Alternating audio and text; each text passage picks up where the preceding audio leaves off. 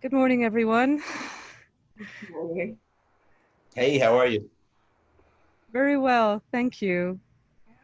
I am very grateful to be here today with you. Mm, As are we. I'd, I'd really like to thank all the people who brought us together mm, Hmm. and for this moment when we can talk together in this format, in this community. I'd really love for you to introduce yourselves and tell us where you are and where your community is based. sure. So we are the Sabina Project, and our community is wherever there are people of color in the world who are looking to connect with psychedelics. We live in Baltimore. Hmm. And in that vein of thanking and honoring all of those who have brought us together today, we're so grateful for that as well. We usually actually open most of our workshops and talks and things with a prayer. Yeah, that'd be dope. So I'm wondering if we'd be open to opening that way today as well. Please do that. Cool, cool. Thank you. Mm.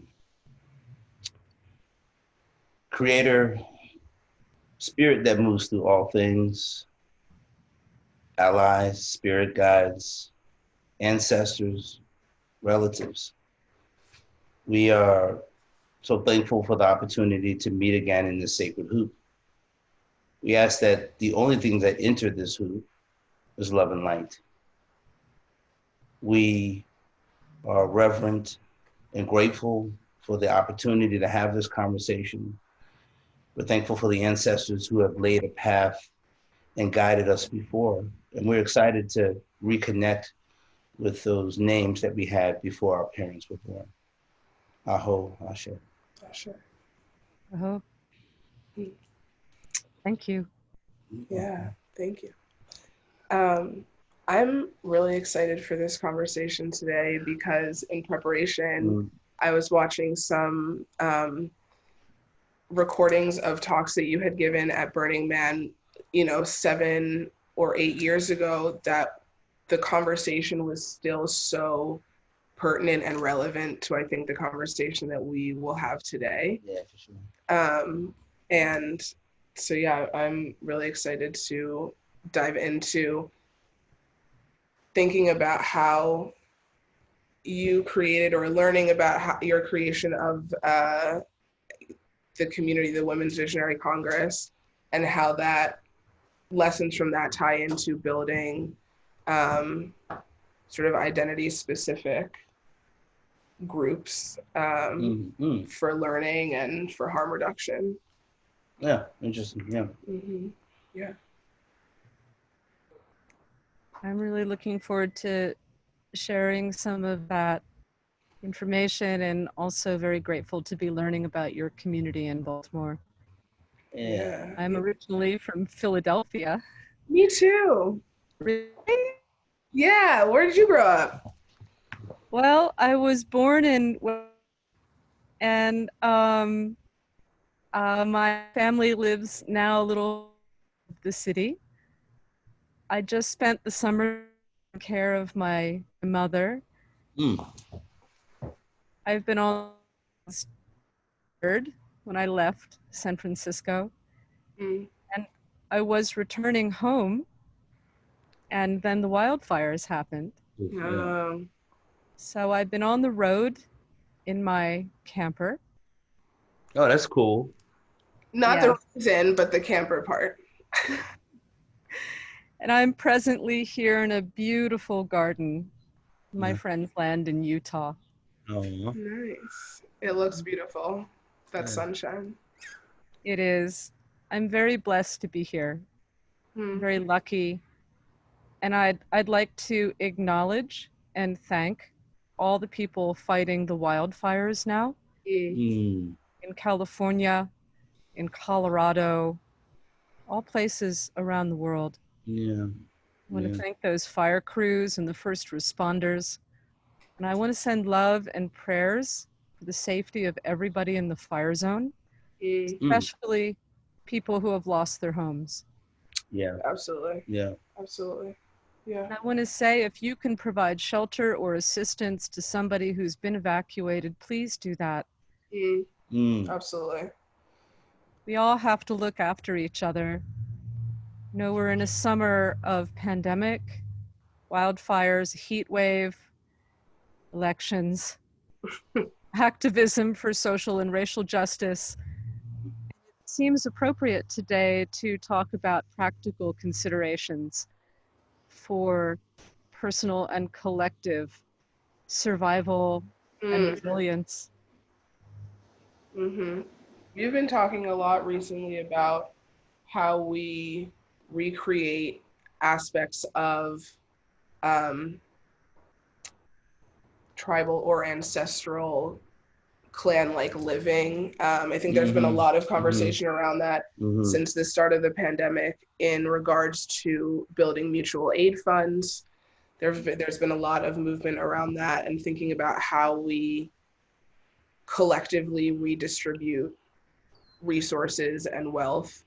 And that is a lot of what we talk about in our approach to harm reduction as well, is that a return to ancestral practice is a form of harm reduction.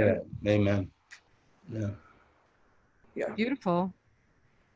Would you like to share some details about how you're thinking of pooling resources and assisting people financially with the resources they need? Yeah.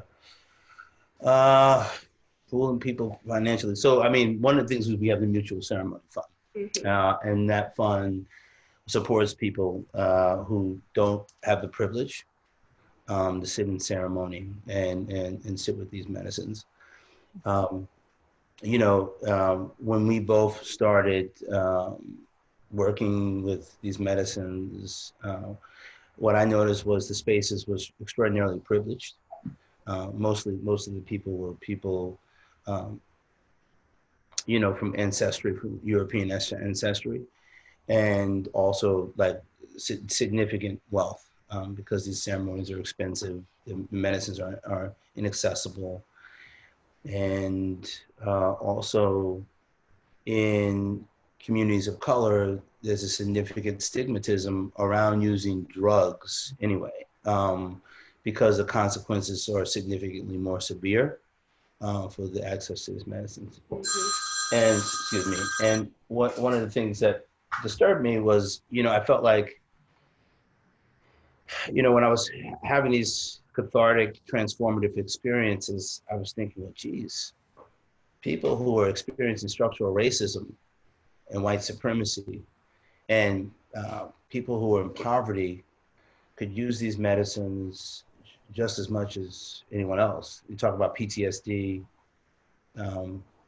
being poor creates a lot of PTSD, and then living in a structure where the government is actually targeting you, not just that people and their ideas, but the government has systems and structures in place to target and experiment on a group of people. It's extraordinarily toxic to the soul and abusive.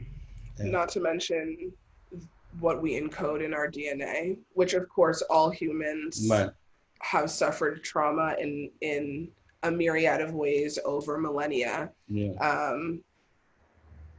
And some groups of people, we have just an encoding of some really intense and not so long ago trauma. So one of the things that we do is facilitate integration circles for the BIPOC community, so Black, Indigenous, and people of color. And we recently did a circle specifically around healing intergenerational trauma with sacred earth medicine and journey work. And that led to some powerful conversations. I think it's also just naturally a topic that frequently comes up even in our open circles, is there is like a natural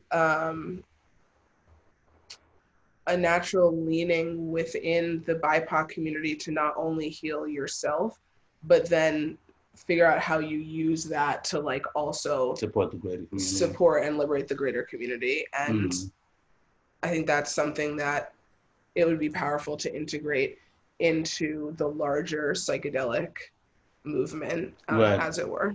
Right. Yeah. Yeah. Yeah. Yeah, that's dope. Yeah, that's what Yeah. you said. Yeah, because it seems like there's a large contingent of humans who are more interested in the experience Mhm. versus the radical self-transformation, Mm. right? And then not extending that level of healing to Outside of everyone else, Yeah. Yeah. Yeah. outside of you. So Yeah. yeah, that we saw that there was definitely a need to to talk about how our ancestors have been using medicine, these medicines all over the world, and because there tends to be this glorification or deification of a couple of people who went to South America or West Africa and learned traditions, but claimed them as if they discovered something. Like I discovered this thing, but people have been using these medicines in a very sacred way for a long time. And I feel like that ties really closely into something that I would be really interested to learn about from you, Annie, which is this your specific focus or study on like reviving European shamanic traditions. Yeah. Which I'm biracial, and my father's family is from Jamaica, and my mother's family is primarily from the U.S., but like in lineage has Germanic ethnic lineage, and so I think that's a piece that I don't lean towards as much because the study of it is much more challenging because of, I mean, our history is interrupted, but that also has been so interrupted. So I would be really interested to learn how that has informed your community creation. Yeah, for sure. Yeah, I'd be happy to talk about that. Thank you for your thoughts and your insights. I think this is a really important conversation to have now, to acknowledge our ancestors, to acknowledge the traditions that people are drawing wisdom and their experience from, and also to acknowledge our interrupted history, as you said. Know that the people who came before us needed to be resilient, went through a lot of violence, deprivation, struggles to bring us forward, and that we all carry that lineage with us. I am very interested in my own Northern European pagan and witch traditions. That's my own lineage. Germanic, Celtic. And I feel very strongly attached to that lineage. And I feel that it's my purpose to fully honor that in this lifetime.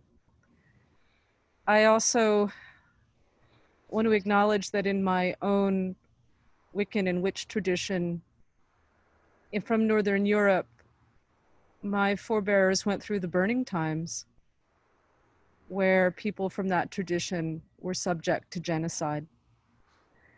And we carry that with us in our genetic history, in our bones.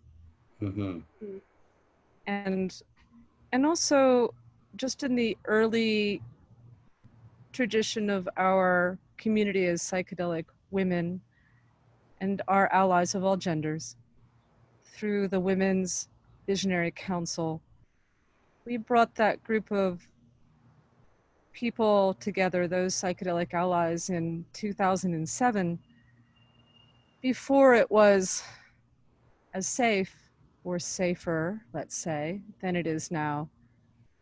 Many of those people were and are still subject to legal pressures, to harassment, to arrest. They needed to depend on each other for safety and for mutual support.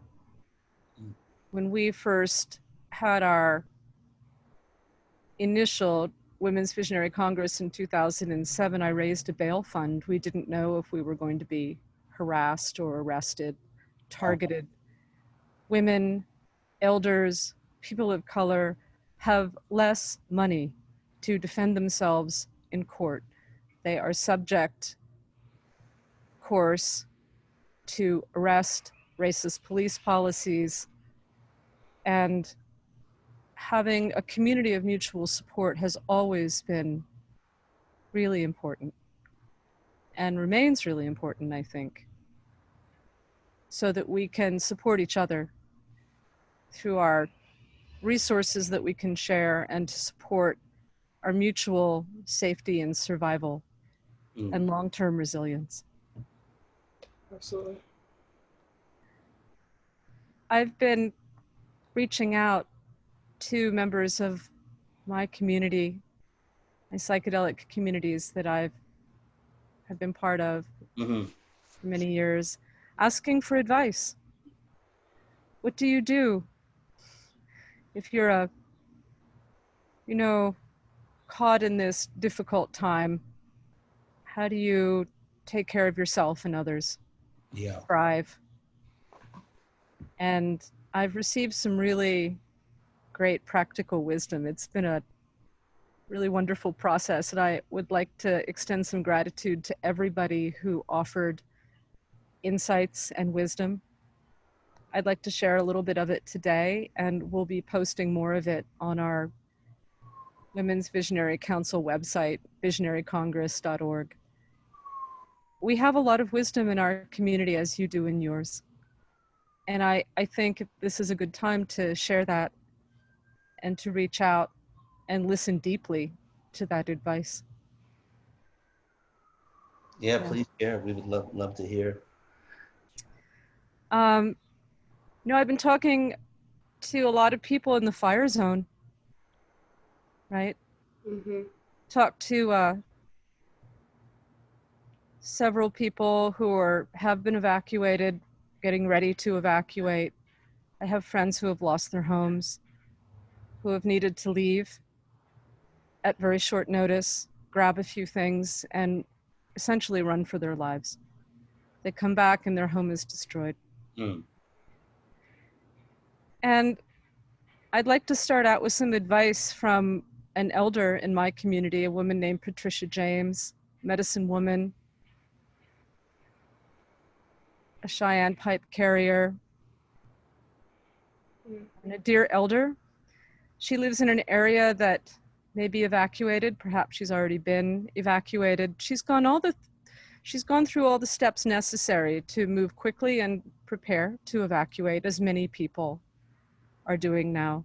She is making sure she has quick access, she says, to her important documents, her insurance papers, her sacred objects, determining what are the most important things to grab and go with if you need to leave quickly, and what to leave behind is itself a really important process.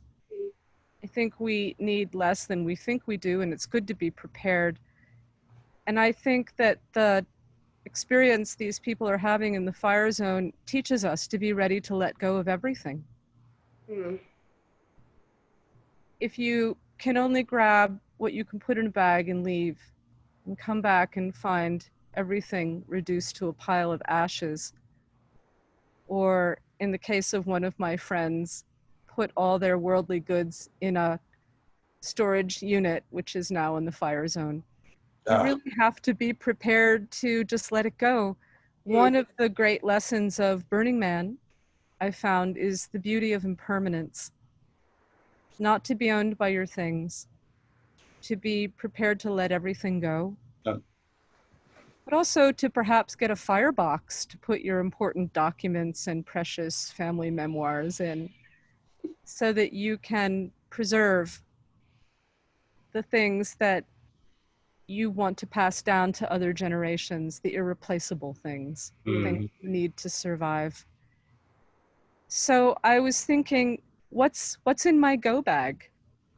My bag that I would grab, and that many people have ready to go if they need to leave quickly, if the fire is coming towards them, if the police are at their door, if they need to leave and go find a safe place. What do you have in your bag, in your go bag? So I'd like to share a few things I keep in my go bag, and then I'd like to ask you what you would put in your go bag Sure. to be ready to leave. So here are some things that I have in my go bag. I have some water, some food. I have my rain gear. I have some warm clothes. I have my headlamp. I have my phone battery charger. If I have a cell signal, it's my communication device to stay in touch.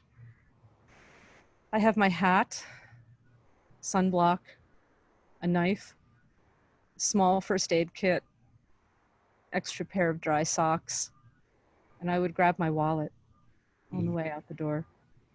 If you can add a sleeping bag, a tent, a light camping stove, some fuel for your stove, a sleeping pad, a tarp, a spoon, a bowl, a pot, something, a kit that will help you sleep outside if you need to. A tent if you can carry it. That's also a good thing to have. A friend of mine named Jess Lucas, who is a wilderness educator, says she also keeps something in her go bag just purely to amuse herself and to keep her spirits up. She suggests that maybe a teddy bear or a book, something that you can use to comfort yourself if you need to leave quickly. She keeps a little glow-in-the-dark dinosaur in her go bag, a toy, just to remember the sweetness of life always if you need to leave quickly. So that's my question for you. What's in your go bag if you needed to leave quickly? What would you take with you? All of those things.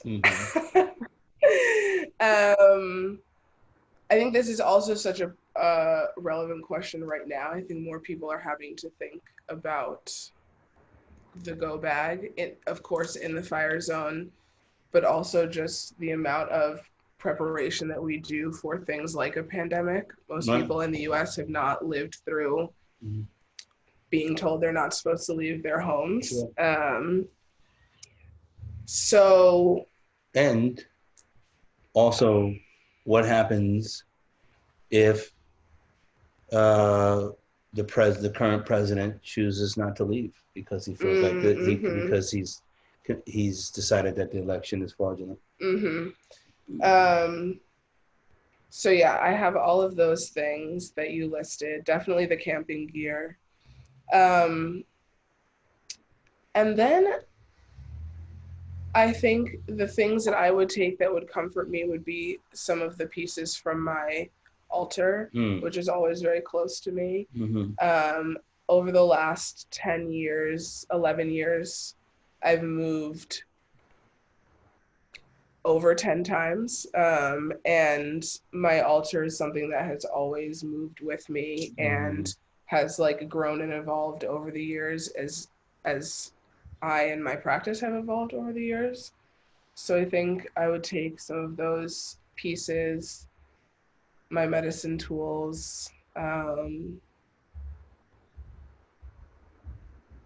yeah. And I try to keep things on my body at all times that I see as sacred as well.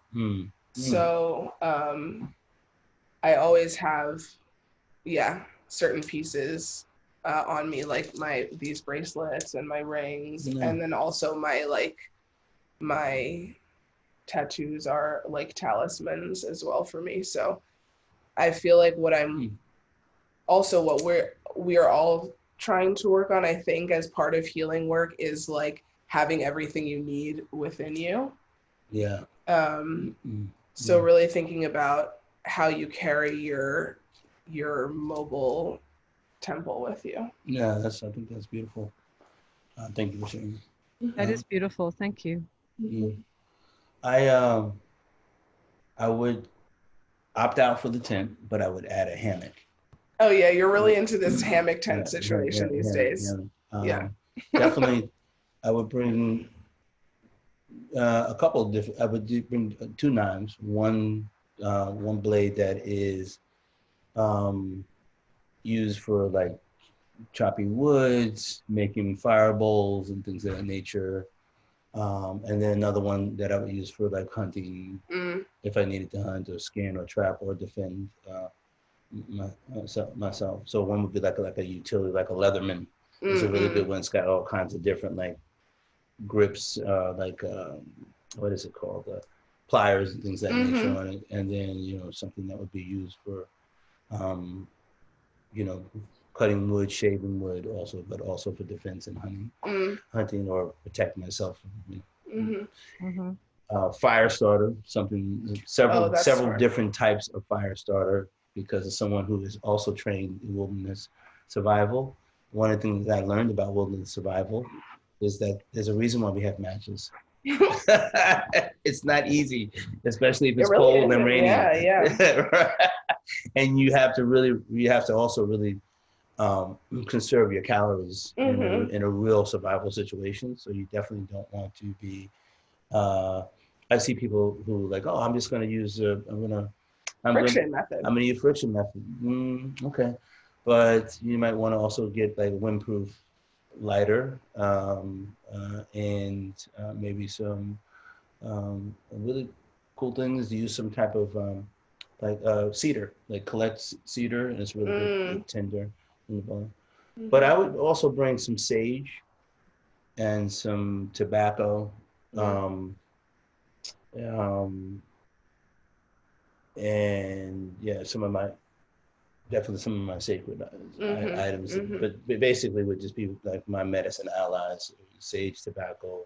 If I could get my hands on some mushrooms or some ayahuasca, I'd bring that too. Because in those stressful times, go roll in.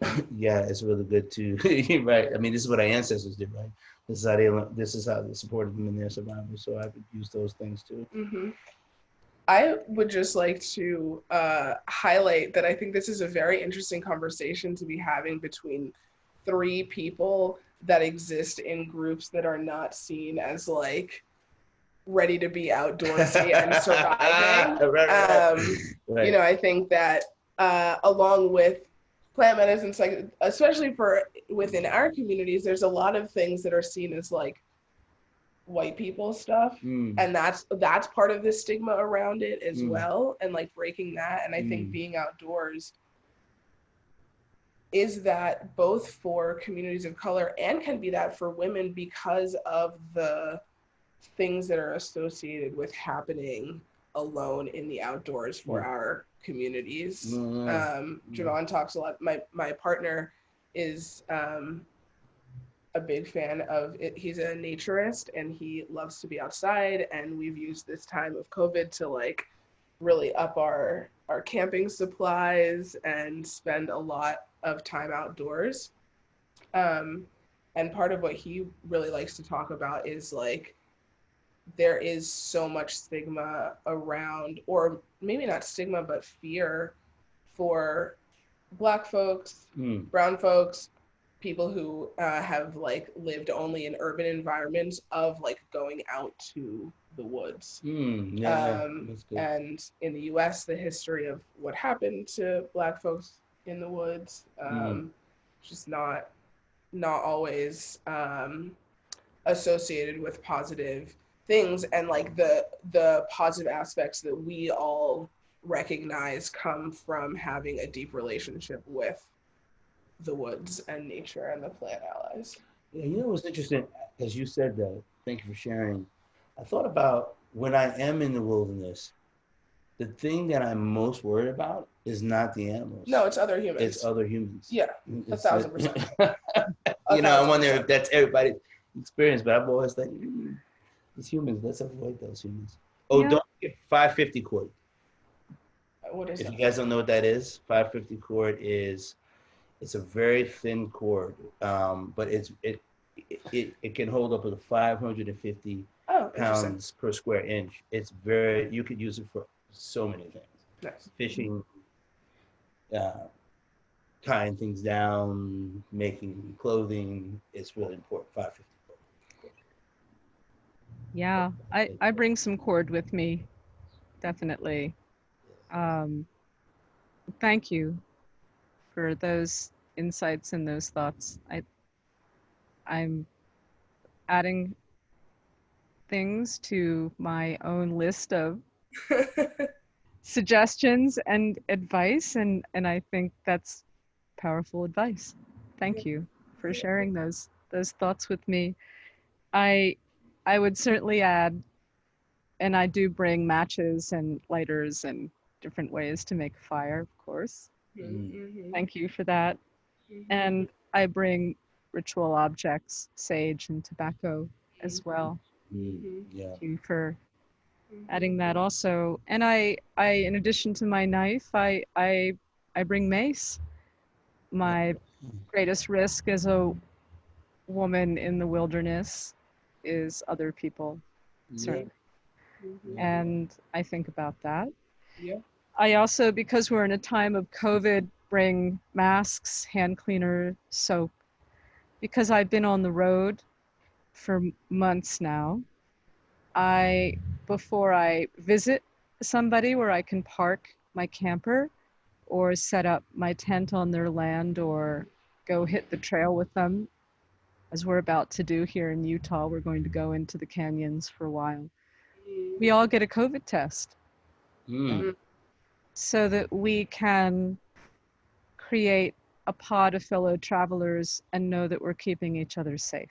We went and got our COVID tests here yesterday, and we'll get our results today. And that will inform our next collective movement as a group of friends here.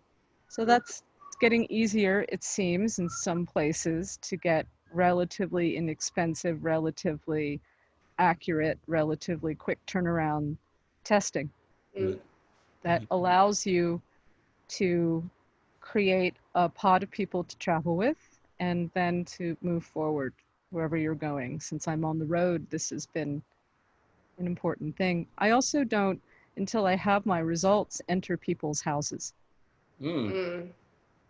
I camp in my camper in their driveway, on their land, in a local campsite, in their backyard, where I can social distance until I know for sure that I'm negative for COVID, so that I can be responsible to my community as well. Traveling on the road. I asked some of my friends about community. So now that you've got your go bag, where do you go? Right? Yeah. Oh, sorry. No, go ahead. It's community, right? You seek your community. Yeah, I think I was just going to say, this is like a powerful, you bringing up pods, like, thank you for using that language for it, because I think this is the practice round of how you like reform pods and like tribal ancestral relationships of care. And yeah, I mean, I see so many fewer people now, obviously, and the same people, but those relationships are so much deeper than when I was like splitting my energy between like, just like looser ties. I think we have become accustomed to accepting sort of lukewarm surface style relationships in the world. Like, we're in a world of instant gratification, constant change. So it's like the people in my life can change. That is this idea of like deep ties and like really like working through the muck with people has been so heightened here. I mean, we have conversations around, it's like, what's in your go bag and what's in your go bag, but like theoretically we would be in the same pod, so our go bag should be very different. Like, if you get 10 items and I get 10 items, we have the same 10 items, that's stupid. You should absolutely have 20 items, So we've been talking, I think at the beginning it was like, I have to learn all the things versus where's point A Yeah. So like we're coming here. Who is What's coming here? what's the rally point? And like who's the herbalist? Yeah. Who's wound care? Right. Who's plant ally guide? Right. Who's got the knife skills? Who has the bow skills? Right. That's my next skill acquisition. Bow skills. Bow skills. So Great skills. yeah. So that, and then my partner and I really have like locked down a plan on like how do you buy a little bit of land outside of the city. Yeah. So you have a place where you could like go and pitch that tent, and put a fence up, and just start the compound, man. It's interesting, and I think it's interesting because as I've contemplated this, I think it may be a different answer depending on where you live. Yes. Yeah, because absolutely. you know, if in a situation where there's an evacuation, right? You know, I would love to say I'm going to the mountains. I'm going to Asheville, North Carolina, up in the mountain, deep up in the mountains. Sorry, so everybody knows that's why I'll be in Asheville, but or I'll be in Mount Shasta or Trinity in California, right? But the reality is that you know, most people are not, when something like that happens and there's an evacuation, it's very rare that it's a, hey, everybody, hey, this is happening. You know, I see it differently than the hurricane or the fire situation. Like it's all of a sudden, like you know, everyone's trying to leave at the same time. The highways are congested, so you can't really move, and maybe the thing to do is to shelter in place until things kind of quiet down, and then you move and progress. Of course, in something like a fire or some natural earthquake, you gotta move. You gotta move. Yeah. But have you had to evacuate before? Is this your first experience with having to evacuate and like lock it down in this way? No, this is not my first experience. I used to own a farm north of Sacramento and a little east in Nevada County. It was about 60 miles east of the town of Paradise that had a terrible fire several years ago. And in the wildfire zone in a forest. We spent 3 summers waking up every morning, turning on our battery-powered radio if our power was out, and finding out where the fire was that day, and getting ready daily to evacuate from the fire zone. And we had to do it a few times when we had local fires. Nothing to the scale of the fires that are taking place now, but we were on alert throughout the summer and the fall.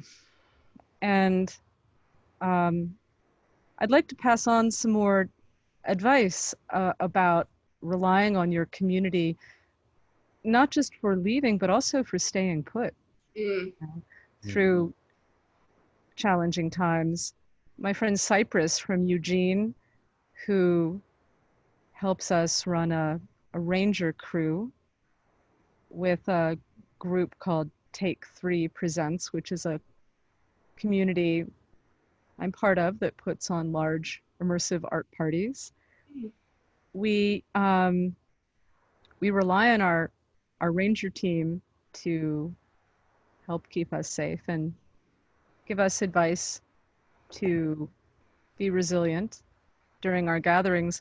He says, create your pod, of course. Share your resources. He reminded me that physical touch is critical to life and well-being as well. Get out into nature if you can. And Jess Lucas also reminded me that it's important to grow a garden and be nice to your neighbors if you're staying put. Here's some additional advice from my friend Maddie McElwain, who works with a group called Dance Safe. Awesome. Risk reduction. I just saw her and her partner Tommy in Leadville, Colorado. Beautiful community. People, 10,200 feet. They're staying put. So here's some advice I'd like to pass along if you're staying put in your community. And really making a stand there and supporting each other. Here's what they have to say. Learn the names and trades of your neighbors. Yeah. Share tools, skills, and resources with your neighbors. Learn to sew and patch clothing. Establish community gardens. Learn self-defense and basic first aid. Collect rainwater. Set yourself up with solar. Establish water filtration systems. Buy a smoker and start dehydrating your own food for storage. Great. Learn how to fix your own vehicles. Have paper maps of your area and surrounding areas. Hard copy. It's good in case the networks go down. Learn and implement alternative heating and cooling methods. So part of resilience. And then friends of mine who are therapists and healers, medicine people, have offered some really good advice on self-care, which of course is really important, to take care of yourself so that you can then take care of your community. I have a friend who I'll call the Lady of the Canyon. She starts each day barefoot in her garden. She does the Tai Chi ruler pose for 20 minutes. I watched her do that this morning. She checks in with family and friends, see how they're doing emotionally, psychologically, and financially. She tries to spend one day a week mostly outside. And she puts on a different artist every night at 7 p.m. and dances around her house for half an hour. She says is important.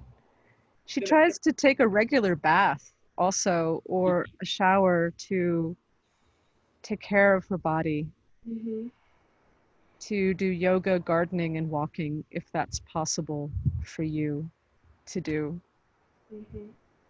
And she tries to have a viral load reduction protocol if she does expose herself to a potential situation in a market or a public place where she'll spray herself down with whatever cleaner she has and clean her hands and clean her car and of course get tested before she travels. So all of that is some good self-care advice from people. My friend Tanya Manning at Shulgin Farm also suggests taking a shower to help ground yourself when you feel uncertain, and having a physical practice of yoga or Tai Chi or a meditation practice to nourish yourself so that you can then be in service to your community.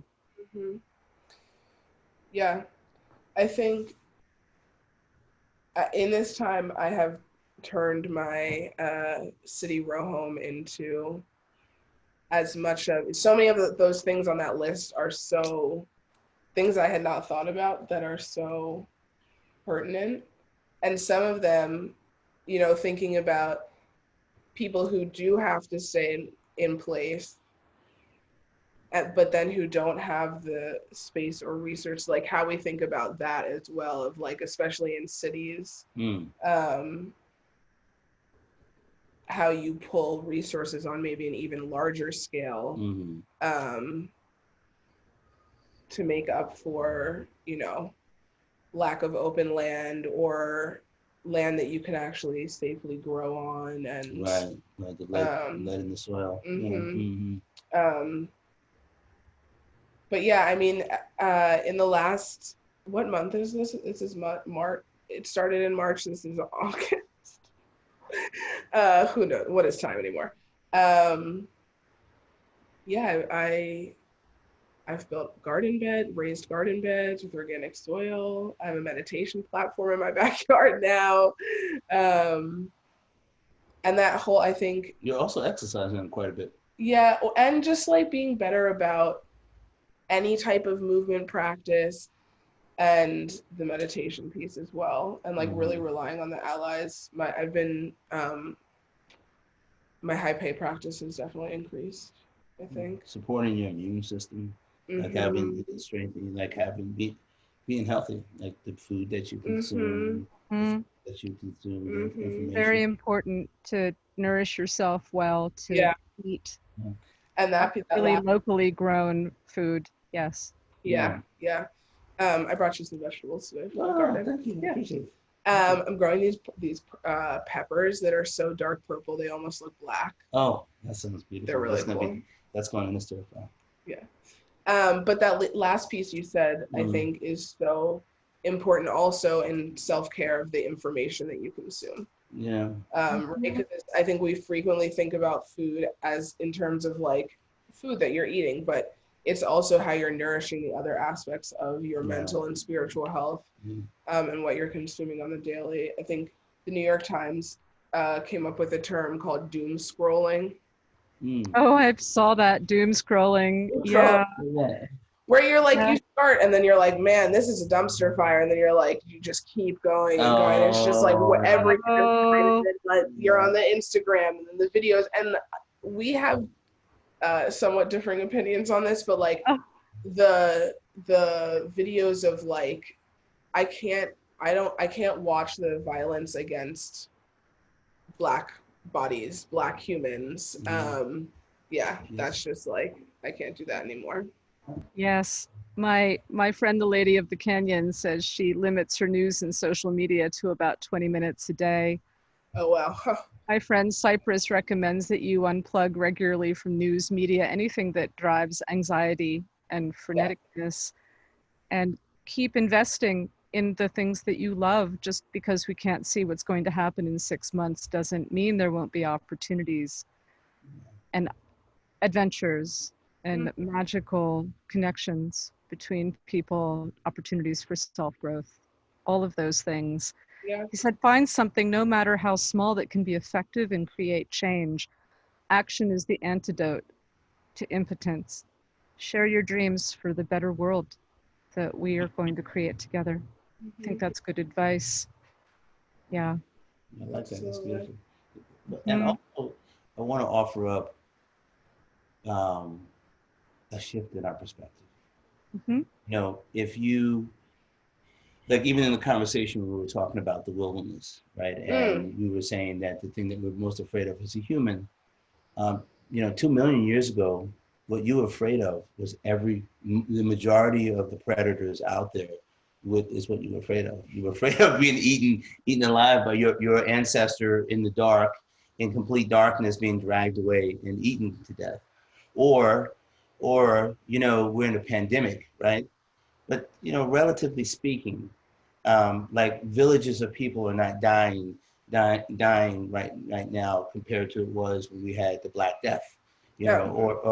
and the level of violence in our culture as compared to, I don't know, 300 years ago, where humans would just, you insulted me and it was okay for us to walk a couple of 20 feet away and Dole it shoot at out. each other, right? Or slavery was an acceptable reality, and now in most of the world, most humans think it's an abomination.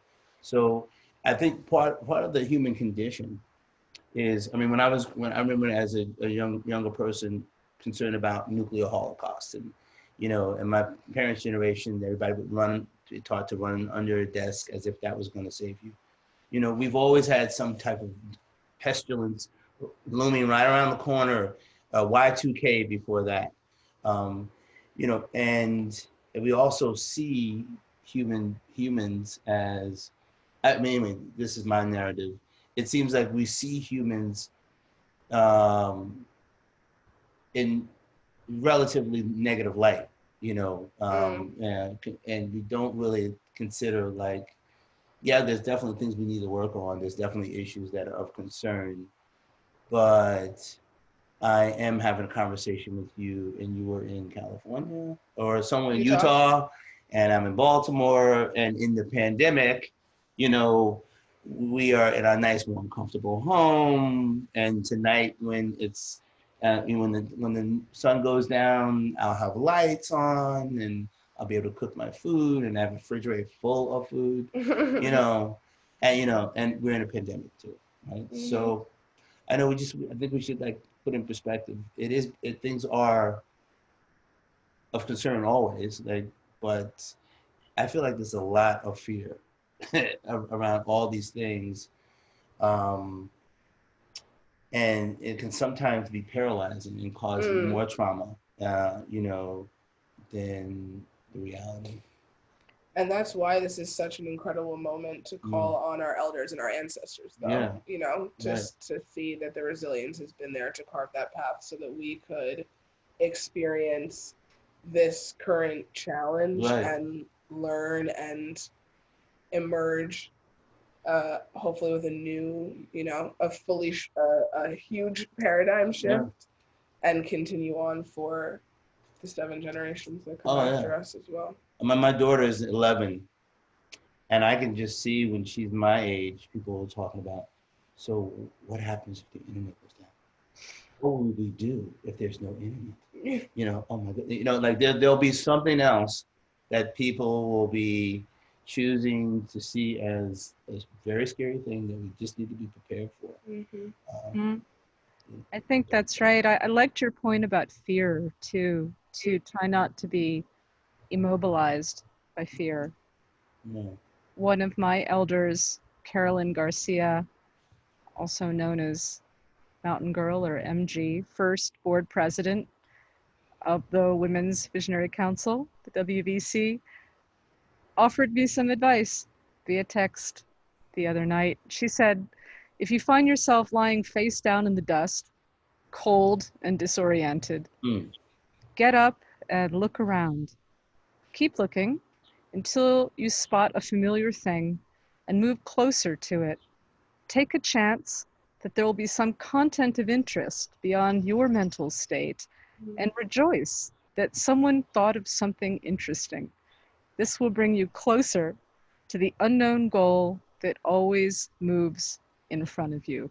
Thank you, MG. Aho, from our elders. And some more advice from my neighbors in Haight-Ashbury, where I live in the center of San Francisco. Jennifer Dumpert and Eric Davis offer some direct advice from my city community. Eric advises that we each have a sort of physical practice and be aware of developing trust with the people close to you. Eric says we should develop clans, perhaps, as opposed to larger social networks. Also learn to be alone and consciously do one thing every day that you don't want to do to build resistance and resilience. And Jennifer first suggests finding a balance between doing and not doing. If you tend to be a lotus eater, be mindful of what you are accomplishing. If you tend to work too much or often, leave time for not doing and going inward. Find a practice that you enjoy and you can do regularly and that you can commit to, that will bring you both a challenge and insights and also huge benefits in that inward journey, with or without medicine. That's beautiful. That's beautiful. I had a thought that popped in my head around this. It'll come back to me. Meditation and prayer. Patricia James recommends being outside in nature if you can do that, if you have a place where you can be outside, where you can study the birds and trees, the plants around you, the clouds, the weather, grow something, even if it's small, vegetables, flowers, or plants. And watch your own thoughts and thinking. Be as proactive and positive as you can, as your practice allows. Engage in random acts of kindness with other people. Befriend the unknown. Don't be too attached. Take life-affirming action on your behalf every day. She's quoting Angeles Arian on that. She also works with a trainer. If you know somebody who's a trainer or a yoga practitioner, work with them, help to support them, and learn from them to keep yourself strong. My friend Diana Slattery, another WVC elder, says we should spend as much time outdoors as possible. She tries to walk for at least an hour every day. She sits outside to read. She finds cannabis sometimes helpful. She listens to music. She's drawing. Create art and beauty around you if you can do that. My friend Jessica Rabbit up in the canyon in Utah suggests being attentive and accountable to the needs of your animals and your plants. Great fulfillment can be achieved when you are successful in taking care of other beings. And it's grounding to focus on the immediate needs of the living beings in your care. She also suggests holding ridiculous and whimsical socially distanced parties. She had a dog wedding in her yard not too long ago. My friend Greg Manning at Shulgan Farms suggests that we contact somebody, go through your contact list and call somebody that perhaps you don't usually call often and lay some love on them with no other agenda. And don't be afraid to reach out if you need help, if you're scared, and if you need support. There are many gifted healers and therapists within the psychedelic communities that we're part of. Make good use of their skills and support them so that they can be of service to other people. My friend Roxy Rosen from Pacifica out on the coast says, remember, you don't have to be the best at anything to keep learning. We should force ourselves to learn new things all the time. Don't fall into the trap of seeking perfection. Keep learning. My friend Tenny from Utah says self-doubt is the dullest of tools. Have faith in yourself and your knowledge. And your community. It's really, really important to do that. All those things. Wisdom. I had a thought about because we're talking a lot about creating pods and tribes, and it's interesting because early humans were very tribal, and I think we got along relatively well until the agrarian age, and we started doing a little bit of fighting and killing, but also like the danger of tribalism. It causes us to be really afraid, even more afraid of each other, right? I noticed this when I lived in when I was privileged enough to live in a suburban community. There was a lot of beware of dog signs, don't trespass on my property. You certainly couldn't just drive up on my property without being announced. And when I live in the city now, like I'm always communicating with people. I'm always connecting with people. I have a far less anxiety, fear around people because they're all over the place. And I also have less possessiveness with my possessions. One of my concerns about like the wearing of the mask and the potting up versus like focusing on us all together as a community, focus on eliminating these conditions, is that one of the reasons that we have one of the reasons why structural racism has been so powerful in this country is because it's the narrative around these abuses have been that, oh, it only affects one group of people, right? And, oh, I'm not aware of these types of abuses versus like a common conversation from humans about abuse of any type is unacceptable. Whether it doesn't matter what the race, gender, or racial background, may all humans know loving kindness, may all beings know loving kindness. So it's just one food for thought. I get a little worried about this direction towards tribalism. I would pose the question that could the flip side of that though be that like as humans overall, we are so disconnected that we first need to learn how to even like do these acts of community care. Yeah, it's interesting. And like of redefining what family or clan means, or relearning how to like create those relationships and bonds of trust before we're able to like do it with everyone. Somebody said to me, I was talking about having or the power that that would exist in having medicine circles or ceremonies with only Black women. And the woman that I was speaking with was a Black woman as well. And she was like, yeah, that would be so, so powerful, because first I need to get kumbaya with us before I can get kumbaya with them. It's like there's so much pain and distrust within our smaller communities that like first we have to relearn what that like loving care and protection and compassion looks like. And then by doing that for ourselves through all of this, like, you know, amazing practices of self-care that all these community members contributed, that we, you know, are practicing as well, like you teach that radical love of yourself, then you can like are able to shine that to someone else, to the next. It's like a little like a domino effect.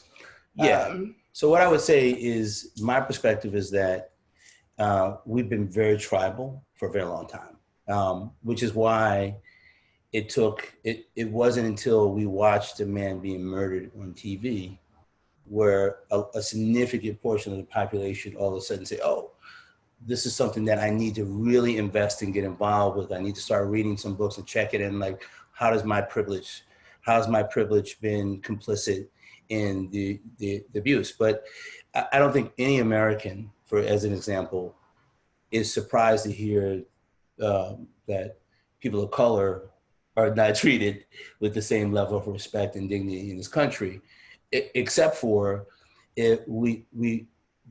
I think the narrative has been so effective in separating like what's yours and mine, right? And this level of this idea of scarcity versus abundance has been really perpetuated in our society.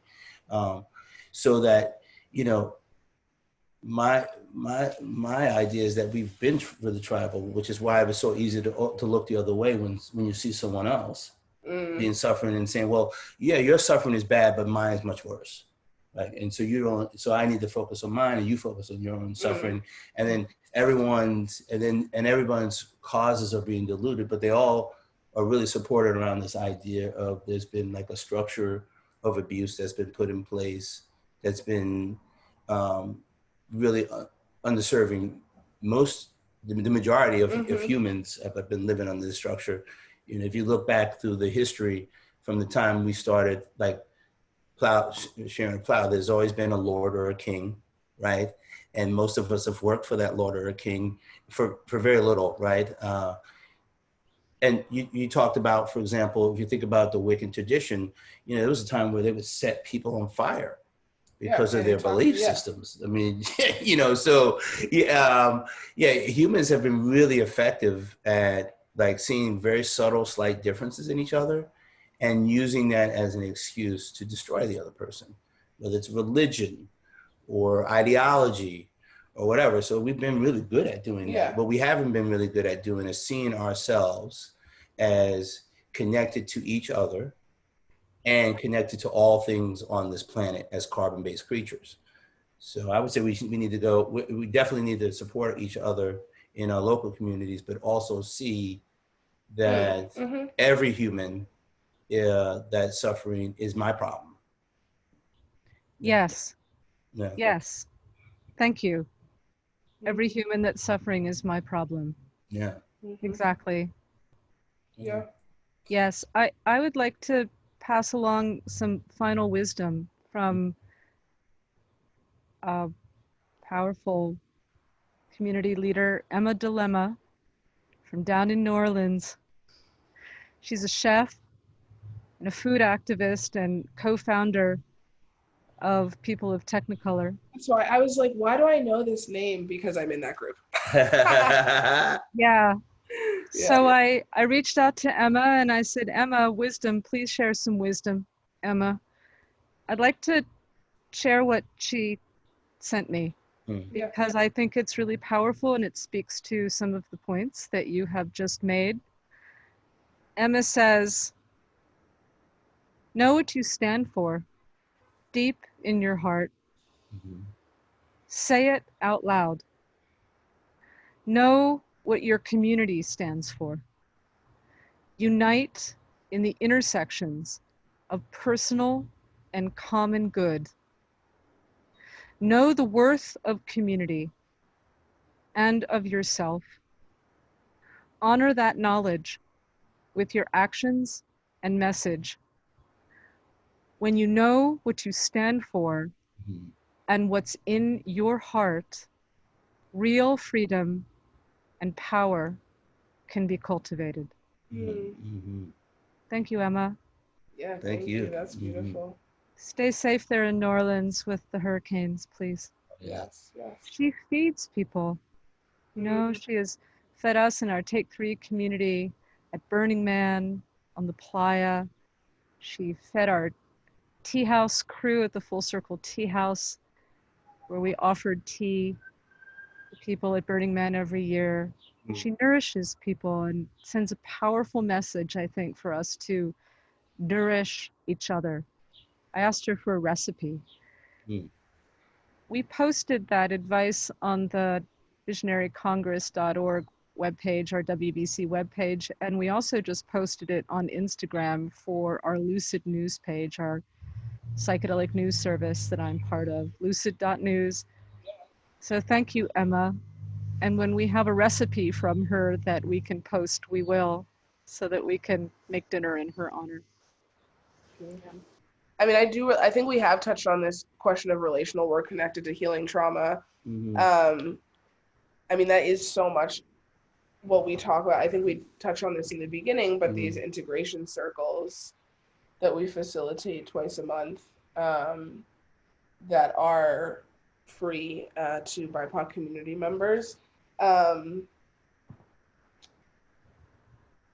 is like the questions. We put up some questions on our Instagram this at the Sabina Project from our discussion on Sunday that were like how you start to look at your relationships in your life and like those attachments that you've created and then the attachment that those people have. We were specifically talking about intergenerational work. So we started, both of us had the privilege of being raised by very strong women. But that also comes with its own, you know, everyone comes with their tethers of challenges, right? So thinking about like how your first attachment, what your relationship is to them, what their relationship was to theirs, so that you start to get into, what was the post that we shared during the discussion, and ancestral mathematics, right? Where if you go back 12 generations, it took 4,094 individual humans to get you to this point, and that's just 12 generations. You know, and like thinking about all of the struggles and challenges of those people, and you know, when we start talking about this like relational intergenerational work and trauma, it's like the lineage is so deep and so wide, and how you really start looking inside and like within, you know, we've all been talking about taking this time to go within, and then how you use that to like inform how you create positive, healthy relationships outside of yourself. And how you use that to heal your trauma and heal community trauma and ancestral trauma. That's dope.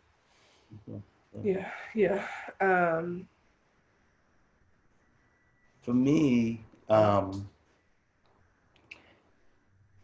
is this idea that, you know, that humans, this is,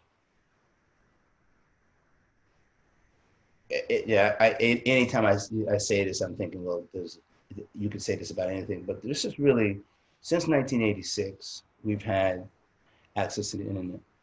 And it's given us the ability to have conversations with another human, another Homo sapien, halfway across the world. And being able to really contemplate for the first time, because I think for a very long time, we saw ourselves from a tribal perspective, or from a nationality perspective, or a religious perspective. Like, but for the first time, more of us have the ability, because of privilege, because of the ability to meet our primary needs, to self-actualize, and then contemplate, you know, some of the things that we're talking about, right? We know this in our circles, that there's some people who are still trying to meet their primary needs and don't have the luxury to have these types of conversations, right? Because they're just trying to survive, right? Mhm. But there's also some positive information out there. When I was born, about 30% of the world population potentially would starve to death. And I'm 52. And in my lifetime, we're at 9% of the population. Still a long way to go. But we have more human beings who are sharing more of their voice and vision. And more people, before it, long time ago, and when you would sit with grandma ayahuasca, it was the healer, the shaman. Now everyone drinks the medicine. It used to be that we had a hierarchy. You had someone who was the guru. And now we're saying, you are your own guru, right? So more of us are having the opportunity to expand our consciousness. And for me, my social activism is really about like sharing the good news about these medicines, giving people safe access and education about these medicines so that they can create their own story of love and light. Mm. And, I'm actually really optimistic about um, the direction of our species. And when you consider how, if you look at the analogy of like, if you're in the darkness, right, and you take like this little tiny pin light and how much that illuminates like that darkness, just think about so many more of us are, or reaching towards these medicines and looking really at doing our internal work and then hopefully expanding out to like the love for other people that it's just actually an exciting time to be alive, and this may be this eruption of all these different things. Really, really, I mean, even like COVID-19, like has forced us to, many of us have been forced to, we didn't have sports to distract us, and so, maybe I'm going to learn to meditate or do yoga, right? Uh, I don't know. So I feel like there's so much potential opportunity for us to do some significant healing, and that, we're going to leave this planet a better place. Mm-hmm. Yeah. I fully agree with you. I think this is an opportunity to heal ourselves Mm. with assistance from our medicines, to help heal our community and the communities around us, Mm-hmm. to find common cause with each other, Mm-hmm. and to support the communities around us in a common struggle. I also want to acknowledge the Burning Man community Mm. who have taught me a great deal. This would have been my 25th consecutive Burning Man this year. And I That's have so taken cool. We've never been. you, I hope you have an opportunity to go, and I would be honored to serve you tea Oh, thank you. Thank on you. the playa. Um, but I've learned a lot from the communities that I've been part of, including the burner community, about taking care of one another, learning from one another, as we've been doing here this hour and a half, for which I'm very grateful. And knowing how to strengthen ourselves for the work that we'll be doing in the future. There's Mm-hmm. a lot of work to do. Yeah. There's. I'm taking all the lessons that I've learned from my years at Burning Man from the elders I've been fortunate enough to know, from my own ancestors, from the medicines, from the spirit world, and I'm applying them right now. And I think this is as you said, a perfect opportunity to do that in a joyful way and to create the world that we want to see and that we all want to live in together. Mm-hmm. Absolutely. So, and care for the planet around us. The land is burning, and we have a duty to care for the land and all the beings on it. Mm-hmm. Yeah. Absolutely. Absolutely. Yeah, this is like a giant. I saw a tweet recently that said 2020 is a giant ayahuasca ceremony, except most people don't know why they're there, that they drank ayahuasca. Also, there is no shaman. I was like, but maybe it's that 2020 is the greatest, the biggest integration circle. Yeah, right on. Oh, I like that. This Yeah. is our big integration circle. Integration circle. We're taking the uploads, the downloads, and like how do you actually apply what we learn from the spirit realm and the spirit guides into what seems like a mundane realm, but is actually a space of huge opportunity. Yeah. Mm. I like it. I like that too. Very much. Thank you. Yeah. I would love to just share gratitude for this conversation, for both of you, for being able to connect with you. We didn't even get to touch on the psychedelic support manual, which like in terms of harm reduction resources in the community, like the OG resources, that's one of them. So thank you for helping birth that into the world as well. And thank you for going to your community and sourcing all of that wisdom that you shared with us today as well. I'm grateful to take those lessons and start to integrate them into this giant circle of 2020. Yeah. And I want to say, as a Homo sapien that may be the most complicated expression of the carbon atom on this planet, I want to really thank the plants and the animals that have put up with us, right, tolerated our expression, and also like shared like a tremendous amount of wisdom. I really feel like we don't choose these medicines; they call us. Yes. The service, and I'm just so thankful for and honored by the opportunity to be a vessel for like, you know, the sharing the little bit of wisdom that I have, but the whole lot of wisdom that the universe has to offer for us. So really thankful for our ancestors for paving the way and giving us great examples of how to get there. Yeah, I'm grateful for that, the answers, and the resiliency of the land. Like the lessons that we can take from that as well. I mean, yeah, we should have gotten kicked off a long time ago. Like a whole long time ago. She should have been like, eject all of y'all, start again. Less complicated carbon atoms, please. Yeah, I'm grateful she's let us stick around this long too. Right? Too funny. Yeah. Well, I wish for you peace and health and safety there in Baltimore, for you and your community. Yes, to you and your pod and your camper community as well. Thank you. We'll be sending love and prayers your direction from the canyons of Utah.